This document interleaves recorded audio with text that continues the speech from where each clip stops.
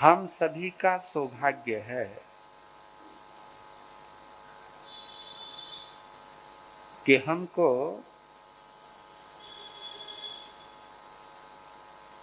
भक्ताम्र स्तोत्र की भक्ति गंगा में गोता लगाने का सौभाग्य प्राप्त हुआ है।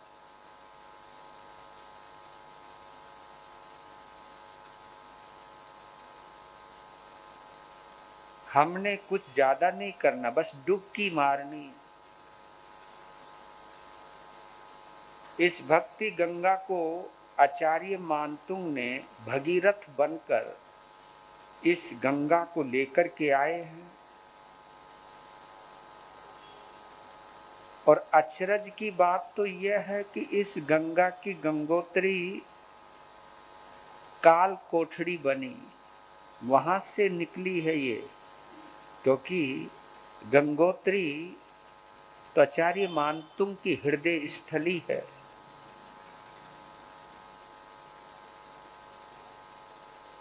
मुख से निकलने के बाद ये गंगा का रूप बन गई। 1200-1300 वर्षों से ये गंगा लगातार बह रही है। अनेकों भव्य आत्माओं ने इस गंगा में गोता लगाया है और आज भी लगा रहे हैं।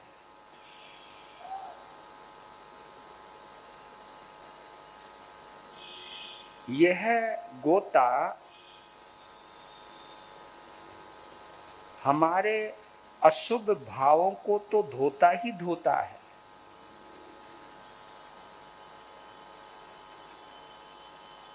यह गोता गंदगी को दूर करके प्रभु बंदगी का अमृत देकर परमात्मा का मधुर एहसास कराता है। परमात्मा की परम सत्ता से परिचित कराता है।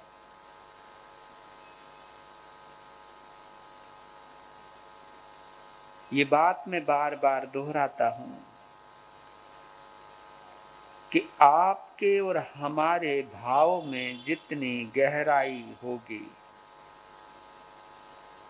उतना ही आनंद आने वाला है। अगर आनंद की अनुभूति नहीं होती है तो इसमें भक्ताम्र स्तोत्र की कोई गलती नहीं है। हमारी ही संसार के प्रति ज्यादा आसक्ति है, जिस आसक्ति की वजह से हमें उस आनंद की अनुभूति नहीं होती है। उस आनंद की अनुभूति को करने के लिए एक गीत गा लेते हैं। ये गीत समझो आप, आचार्य मानतुंग हमको सुना रहे हैं भगवान से जोड़ने के लिए।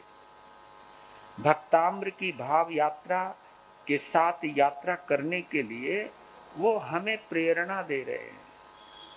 इस गीत के जो शब्द हैं, बोल हैं, वो हमें इस बात की ओर इंगित यानी इशारा कर रहे हैं कि आओ ना, काहे को अपने मन मानस को भटका रहे हो। जो असली दौलत है उसको पाने का प्रयास करो। तो इसका एक सुंदर रूप है ये, अगर महसूस कर सको, पहले गीत में फिर श्लोक में। जिस जिस को तो अपना समझे, जिस जिस को तो अपना समझे, वो सब तुझसे दूर हैं। जिस जिस को तो अपना समझे, वो सब तुझसे दूर हैं। फिर क्यों बांधे पाप गठरिया, फिर क्यों बांधे पाप गठरिया, क्यों चेतन मजबूर है। जिस जिसको तू अपना समझे, वो सब तुझसे दूर हैं। ये आत्मा आत्मा को कह रही है। ये आत्मा शरीर और शरीर से जुड़ी हुई हर वस्तु के बारे में बोल रही है। जिस जिसको तू अपना समझे, वो सब तुझसे दूर हैं। फिर क्यों बांधे पाप गठरिया, क्यों चेतन मजबूर है। जिस जिसको तू अपना समझे, वो सब तुझसे दूर हैं। याद रखना, जैसी करनी वैसी भरनी, यही जगत की माया है। जैसी करनी वैसी भरनी, यही जगत की माया है। अपना अपना भाग्य साथ में, अपनी अपनी काया है। अपना अपना भाग्य साथ में, अपनी अपनी काया है। यह काया भी साथ न जाए, यह काया भी साथ न जाए, जिस पर तुझे गुरूर है। जिस जिसको तो अपना समझे, वो सब तुझसे दूर हैं। जिस जिसको तो अपना समझे, वो सब तुझसे दूर हैं। फिर क्यों बांधे पाप गठरिया, क्यों चेतन मजबूर है। जिस जिसको तू अपना समझे, वो सब तुझसे दूर हैं। देखिए कितनी बड़ी यात्रा कर करके आए हैं हम। नरक निगोद पशु नर सुरपति, घूमा इस संसार में। नरक निगोद पशु नर सुरपति, घूमा इस संसार में। सीख न मानी साचे गुरु के, पड़ा रहा मझधार में। सीख न मानी साचे गुरु के, पड़ा रहा मझधार में। द्वारे द्वारे फिरा भटकता, द्वारे द्वारे फिरा भटकता, थक कर चकना चोर है। जिस जिसको तू अपना समझे, वो सब तुझसे दूर है। जिस जिसको तू अपना समझे, वो सब तुझसे दूर हैं। फिर क्यों बांधे पाप गठरिया, क्यों चेतन मजबूर है। जिस जिसको तू अपना समझे, वो सब तुझसे दूर हैं। यह धन माटी, यह तन माटी, जो भी दिखता माटी है। माटी यानी मिटने वाला, माटी यानी मिटने वाला। यह धन माटी, यह तन माटी, जो भी दिखता माटी है। बनना बन कर फिर मिट जाना, माटी की परिपाटी है। बनना बनकर फिर मिट जाना, माटी के परिपाटी है। अविनाशी बस तू ही चेतन, अविनाशी बस तू ही चेतन, तेरा अद्भुत नूर है। जिस जिस को तो अपना समझे, वो सब तुझसे दूर है। जिस जिस को तो अपना समझे, वो सब तुझसे दूर है। फिर क्यों बांधे पाप गठरिया, क्यों चेतन मजबूर है। जिस जिस को तू अपना समझे, वो सब तुझसे दूर हैं।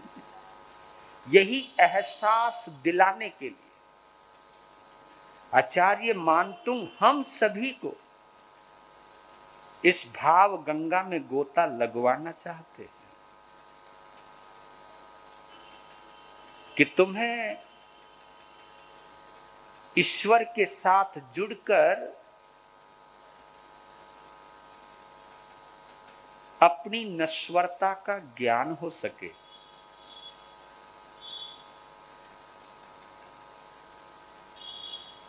ईश्वर के साथ जुड़कर अपने अनिश्वर स्वरूप की पहचान हो सके।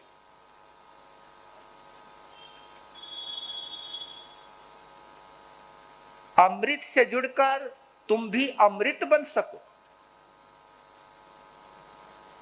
परमात्मा से जुड़कर तुम भी परमात्मा बन सको।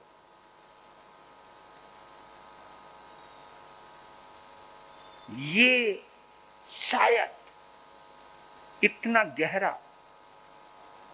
अर्थ है भक्तामृत स्तोत्र की प्रत्येक पंक्तियों का।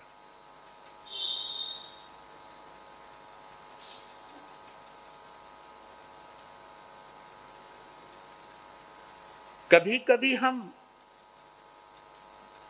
पाठ करने के जरिए भक्तामृत को पढ़ते रहते हैं, लेकिन मुलाकात करने के लिए भी पढ़ा करो। क्योंकि पाठ करने के लिए आप एक फ्लो में पढ़ते चले जाओगे, लेकिन मुलाकात करने के लिए रुकते रुकते जाओगे। मुलाकात करोगे तो हर श्लोक में परमात्मा का स्वरूप सामने नजर आएगा। ऐसा लगने लगेगा कि जैसे आप उनके सामने बैठे हो, वो तुम्हारे सामने बैठा है। वो तुमसे बोल रहे हैं, आप उनसे बोल रहे हैं। ये संबंध है भक्त और भगवान का,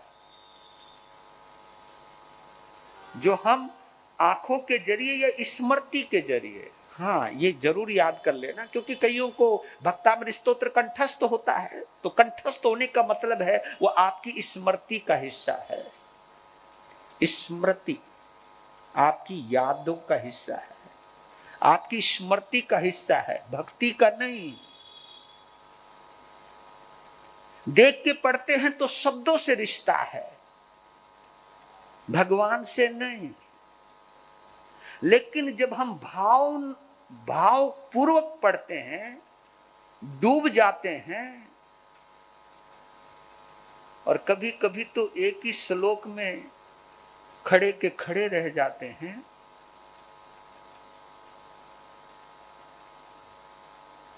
तो उस समय पता चलता है कि परमात्मा का अप्रतिम सौंदर्य कितना गजब का है। और वो परमात्मा का ही सौंदर्य नहीं है, वो तुम्हारी और हमारी आत्मा का सौंदर्य है।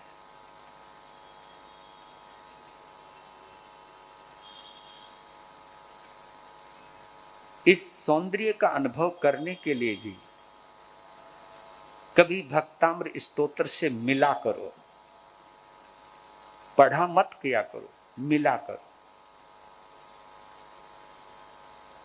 देखिए, गंगा आंखों से दिखाई देती है, गंगा आंखों से दिखाई देती है, उसकी कलकल ध्वनि कानों से सुनाई देती है, लेकिन दिखने से और सुनने से उसकी ठंडक की अनुभूति नहीं हो सकती। उसकी अनुभूति कब होगी? जब डुबकी मार। ये जो डुबकी मारना है,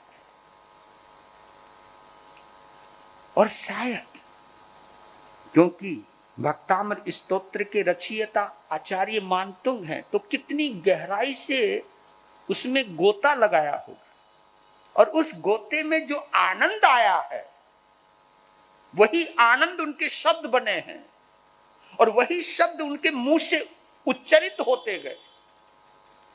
उसके बीच में कहीं पर भी कोई अलगाव नहीं है, बीच में कोई दीवार नहीं है। हमारे बीच में तो दीवार आ जाती है, कभी घड़ी आ जाती है, कभी किसी की आवाजें आ जाती है, और कभी कभी आज क्या क्या करना है ये भी भक्तामर के वक्त ही आ जाता है। क्या क्या करना है, पढ़ते भी जा रहे और ये भी पता कि इसके बाद ये करना है, मुझे इसके बाद ये करना है। कभी भी चेक करना अपने आप को, फिर भी कमाल है, फिर भी ये सोच ले तो याद पाठ हो गया मेरा, तो हाँ पाठ हो गया, मुलाकात नहीं हुई। मुलाकात का तो मायने यही है कि जिससे मिलने के बाद बाहर कुछ भी पता ना चले। आज देखिए 16वां श्लोक है, बड़ा प्यारा है। निर्धूम वर तिर पवर जित तैल पूरा है। एक बार जयकारा लगा लिए, बोले आदिनाथ भगवान की। निर्धूम वर तिर पवर जित तैल पूरा है। कृत्सनम जगत त्रयमिदम प्रकटे करोसि। गम्योन जातु मरुताम चलिता चलाना। दीपो परास्त्वमसि नाथ जगत् प्रकाशः। दीपो परास्त्वमसि नाथ जगत् प्रकाशः। निर्धूम वर्तिर पवरजित तैलपूरा। कृत्सनम जगत्त्रयमिदं प्रकटीकरोसि। गम्यो न जातु, गम्यो न जातु मरुताम चलिता चलानाम। दीपो परस्त्वमसि नाथ जगत प्रकाश।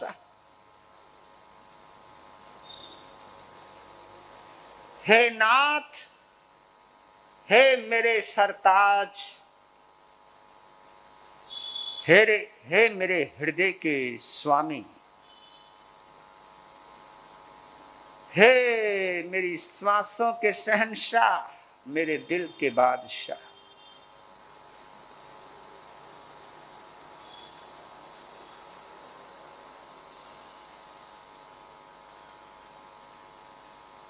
तुम असली नाथ हो।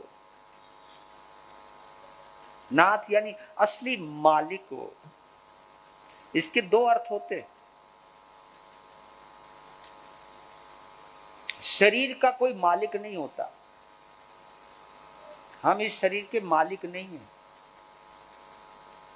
मालिक का मतलब समझते हो? मालिक उसको कहते जो आपका हो। आपका होता तो ये आपकी मर्जी के बिना बीमार क्यों होता है? अगर ये आपका हो तो आपकी मर्जी के बिना एक्सीडेंट क्यों होता है? अगर आपका होता तो रोग क्यों होते? आपका होता तो ये शरीर आपको छोड़कर क्यों जाता? नाथ बोल रहे हैं, हे नाथ, तुम आत्मा हो, तुम परमात्मा हो, तुम मेरी आत्मा के मालिक हो।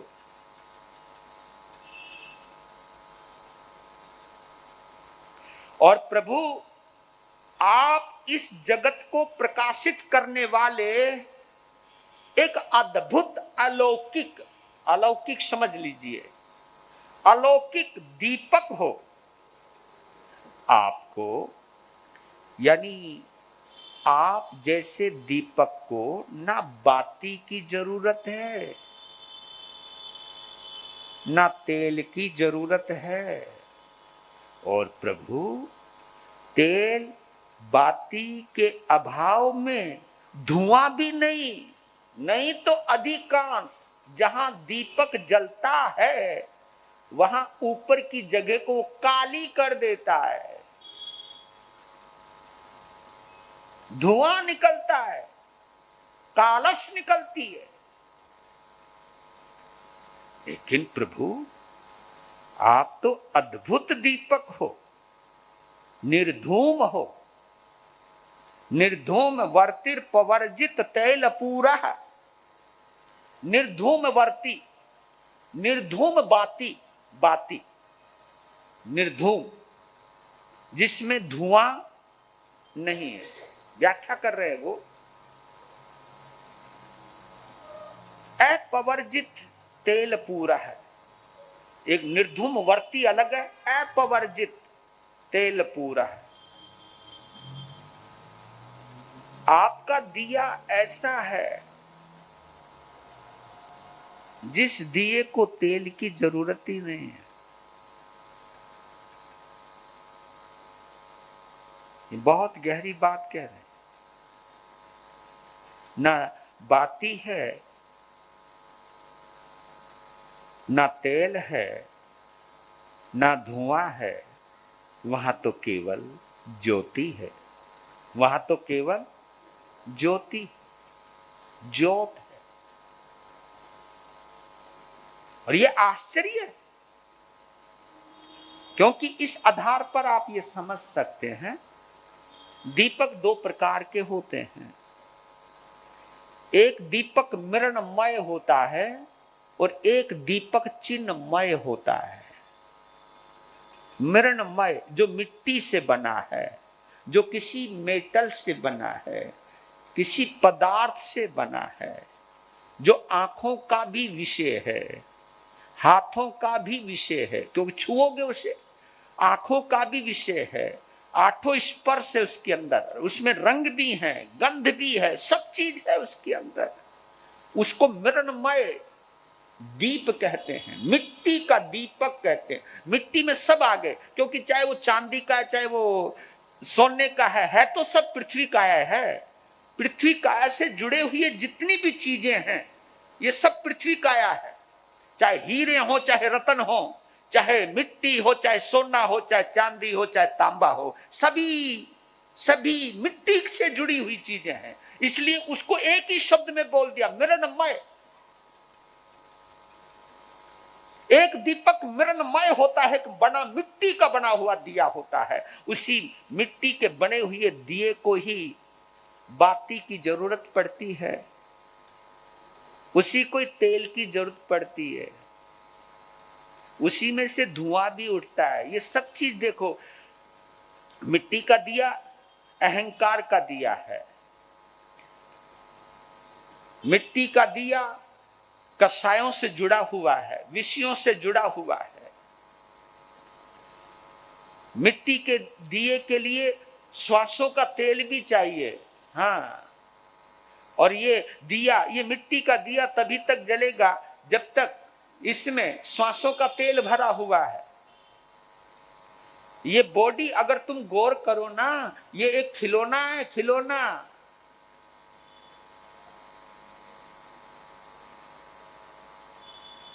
और ये आप लोग हम लोग जानते हैं,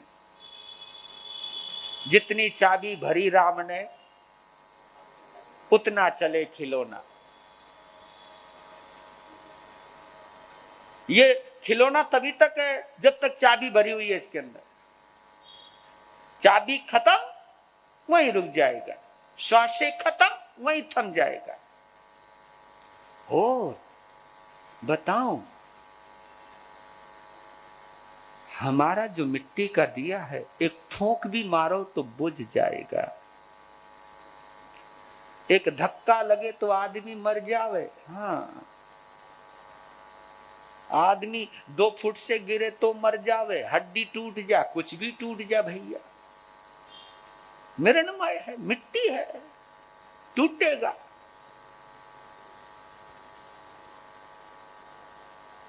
लेकिन प्रभु आप चिन्मय दीप हो, जो चिन्मय, चित्तमय, चित्तमय, आत्ममय। क्योंकि आप सोचना, इसी मिट्टी के दिए में भी ज्योत है, लेकिन ज्योत जो है वो अपने आप में ज्योत शुद्ध है, लेकिन अगर वो मिट्टी के दिए से जुड़ी है, बाती से जुड़ी है, पराधीन है, तो वो दीपक का भरोसा नहीं कब बुझ जाए। और उसकी अपनी एक कैपेसिटी है, उसकी अपनी एक सीमा है, उसकी एक अपनी मर्यादा है, वो उसका एक प्रकाशित करने का एक क्षेत्र है, एक एरिया है, उसके आगे वो नहीं जा सकता, उसका प्रकाश नहीं जा सकता। आप मिट्टी का दिया आपके घर के किसी कोने को ही प्रकाशित करेगा।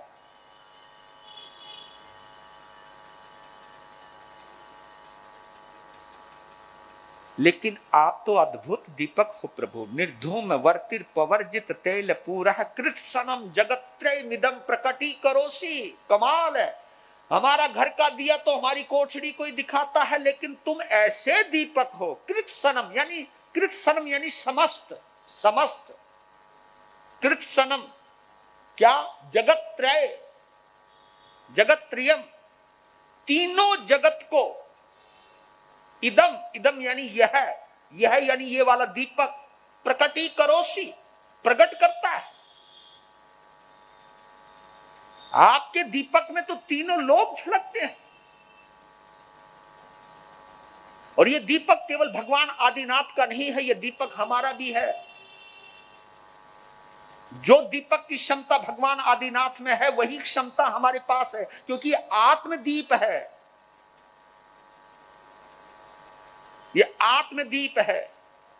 और इसके ऊपर कर्मों की जितनी भी परतें हैं और आवरण अगर हट जाए, मोहनीय कर्म हट जाए, इसलिए बार बार बार बार आप सभी को भक्ति की प्रेरणा दी जाती है, धर्म ध्यान की प्रेरणा दी जाती है। वो इसलिए दी जा सकती है कि आपके आत्म दीप को जिन्होंने आच्छादित कर रखा है, ढक रखा है, किसी तरह वो हट जाए, वो आवरण हट जाए। इसलिए आचार्य मान तुम अपनी भक्ति के माध्यम से हमारे अंदर बैठे हुए आदिनाथ की याद दिला रहे हैं, उस दीपक की याद दिला रहे हैं। हमारे पास भी ऐसा दिया है, हमारे पास 2 प्रकार के दिए हैं। आजकल तो हम काम तो मृणमय दीप का ही ले रहे हैं। ये हमारी आंखों की रोशनी जो है, ये भी पराधीन है भैया,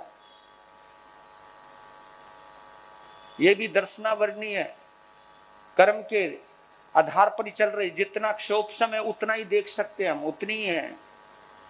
लेकिन ये बात है, ये मृणमय दीपक भी हमें चिन्मय दीपक की पहचान दे रहा है। इसलिए दीपक भी बड़ा महत्वपूर्ण है, क्योंकि ये एक वो कह सकते मॉडल, मॉडल भी नहीं, नमूना, नमूना तो आप समझते होंगे ना। अब किसी चीज को मार्केट में सैंपल, सैंपल, हाँ ये बढ़िया बात है, सैंपल आप समझते हो। ये जो हमारा मृणमय दीपक है, ये सैंपल है, केवल उस चिन्मय दीप का सैंपल है। पर लेकिन यह भी बतलाया है तुम्हारे इस मृणमय दीपक में जो भी चमक और दमक है, जो भी इंद्रियों के विषय हैं, मन के विषय हैं, वो भी उसी के सहयोग से हो रहे हैं। वो निकल गया तो वो भी खत्म।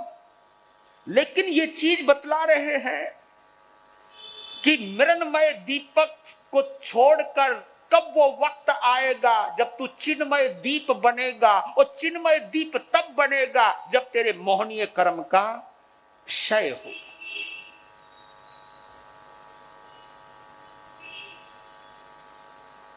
और देखिए ये दीपक तो जलता बुझता रहेगा, हाँ, लेकिन एक बार चिन्मय दीप प्रज्वलित हो गया, यानी प्रकट हो गया, प्रज्वलित तो है ही, प्रकट हो गया, तो फिर वो दीपक कभी बुझेगा। ये अद्भुत बात है, वो दीपक फिर बुझेगा नहीं। एक बार केवल ज्ञान का दीप जल जाए तो वो दीप कभी बुझता नहीं है। तो बोल रहे गम्यो ने जातो मरुताम चलिता चला नाम। आपका दीपक तो इतना गजब का है, गम्यो ने जातु